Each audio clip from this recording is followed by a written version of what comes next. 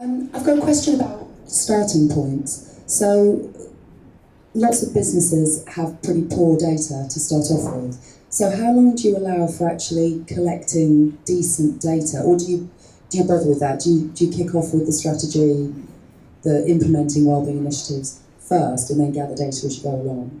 So that front end stuff. We had no data for these guys. They didn't have anything. We launched a pilot. Giles and I to camera, a 1 minute video. We think of doing this. First 25 to get involved, get on board. Sign up opens on this day. We're oversubscribed, had to extend it out by another 5%. So there was a want there that I hadn't really tapped. We just tried to be really clear what was on offer. It wasn't compulsory, it was optional. It was a benefit you didn't have to contribute financially to. And that got us started. So we got a data set from that engagement. I think my question was a bit poor. I meant as in absenteeism, presenteeism, the quality of engagement of staff, that really basic stuff to demonstrate the return on investment, because as consultants, your clients are saying, right, well, what's it gonna give me back over my whole business? So how long do you allow at the beginning to get that stuff from HR about, do you know how many sick days people are actually taking? You know, that really raw basic stuff. We did. Although again, the driver was not the reduction of absence or absenteeism or presenteeism. It was more around what we're currently doing, what can we do differently, and if we do it differently, what impact it has on our employees. We perhaps are slightly different than more normal organizations out there. We're not driven, we have a P&L obviously. I need to justify some of the costs to our finance team, but it really depends which side you're coming from. Are you looking to reduce some of your current costs, or are you trying to improve the life of your employees, which then ultimately might give you results? I think it's something that the business has to kind of take into consideration. One of the first questions to answer, I guess. I think you made a really important point around making sure that things stick, because I've been on the receiving end and been involved in health and wellbeing programs that are a bit of a box ticking exercise. So I suppose my question was twofold. Is firstly, what's your advice around creating sticky programs? And secondly, what do you think of the role of technology in terms of kind of facilitating that ongoing engagement? With regards to initiatives being sticky, it's sort of what I was talking about with the cultural shift that has to come from the employees being engaged to start with, and it also then has to come from the top down to show that the leaders of the company are engaged and leading by example with some of those initiatives, and then supporting their team to take them on and helping them address barriers that's stopping them from taking them on. I would have said exactly the same. You've got to have buy-in. And then what I find in the organizations that I work in is people see the changes in colleagues. And that's the best way, allowing it to ripple so people then buy into it. In terms of data, I know that all the interventions that I'm involved in have a pre and post questionnaire, or something like First Beat is providing hard data for people.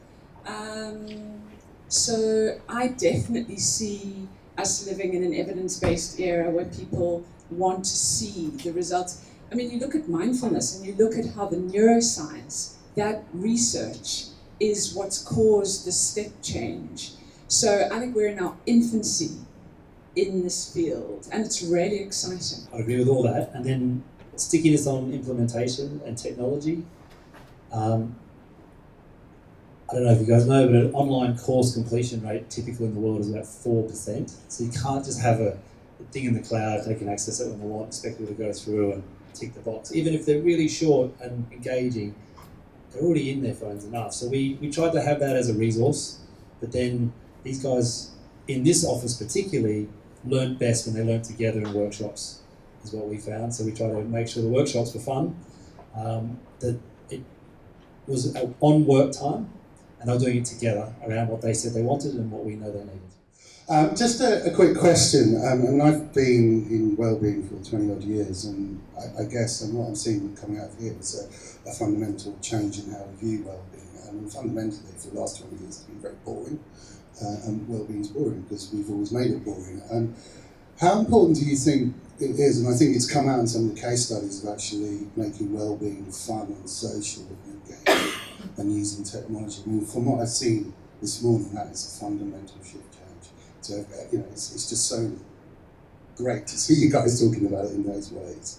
Just wondered what your thoughts were. I learned that way. So when I first got involved with this, I was like, if I did it the way we've been doing it, I think I'll have to split my wrists. It's so boring. So I was more like, what's going to be fun to deliver, and what are they telling us that they learn best at in terms of format, and try and create something. And we got it wrong a few times in the first cycle.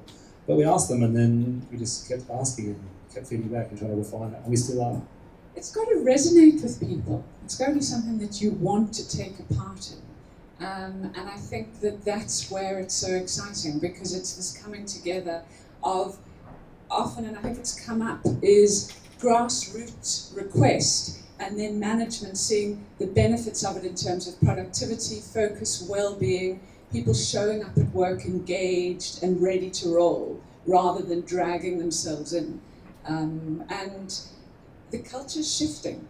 There are constantly new insights. So it's keeping ahead of that, keeping abreast of what's happening. And like you, a session like today is fascinating, because I know for me, I learn something that then take away, and you kind of integrate in different ways. For university, it's slightly a tricky one. Our average age is about 37, 38. It's over 1,000 employees in the UK alone. Despite thinking, music, digital, especially looking at, what the market itself is, you would think everybody is only purely using a digital, some form of a digital app. But it's not. There is still the majority that don't like digital. They still prefer the old boring kind of paper that you might receive either at work or at home. So we need to be careful in terms of finding the right balance between a pure digital format and a more traditional one. This is a mindfulness question. When it comes to obtaining mindfulness data, as well as data around resilience, mental health, impact factors, where would you start and how do you measure it as a business? What I tend to be involved with is a pre and post questionnaire, where you have both qualitative and quantitative questions. So you're getting a sense of how it's impacted people's productivity, their felt sense of productivity, engagement, performance, ability to engage with colleagues, and then also anecdotal evidence. How has this made a difference? And I think what is fascinating about mindfulness is, as I was saying, this awareness piece that ripples through both your personal and professional life. So that data then gets combined in some of the organizations over years, and we look at trends that have occurred. I know some of the other matrices that are used are around looking at focus, doing online questionnaires. So there's a lot of data, and I think with mindfulness, the hype has got slightly ahead of the robust research, because a lot of it was done in a clinical population with mental health issues. So we are now looking at how do we get good research with good controls to see how this is impacting. To me, one of the biggest changes that I hope for with participants is a felt sense, that people kind of feel the difference, and that's what enables it to become really embedded. So there's something about a questionnaire giving data, but where you get senior people, because they are often the people making the decisions, realizing this has had an impact on my ability to perform, to deliver. I know there's something, one of the very senior people at McKinsey talking about how he draws on the ability to stay focused and become more innovative and creative in a moment where lots is swirling around. So I think the data is essential, but it's that felt sense that you only get like feeling physically fit. You can intellectually know what that's about, but it's when you feel it that you really engage with it. More of a personal question. What do you enjoy most about your work?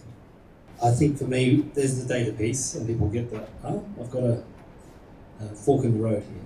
I could keep doing what I'm doing, and everything suggests that could end badly or not feel that good.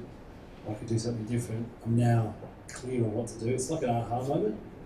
And if we're able to make it sticky for them, easy to implement, it's that second week we see them where it hasn't been that hard to implement, and they're starting to get feedback from loved ones, friends and family about something they've changed. It's like this, it's not that hard.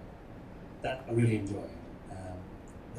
It's a face they have, I guess, when they're reporting back and you're asking them how they. Lately, I think it's been given a hard time to LiveSmart, the DCA, EMI,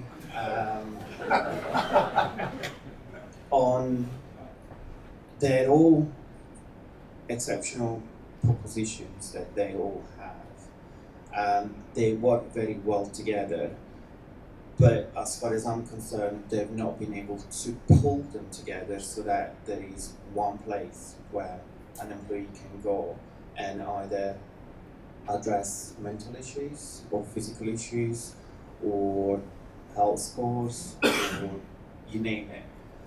So that's something that I've been trying to ask for, a more centralized, if you wish, tool for an employee to go and have a full health and well-being experience.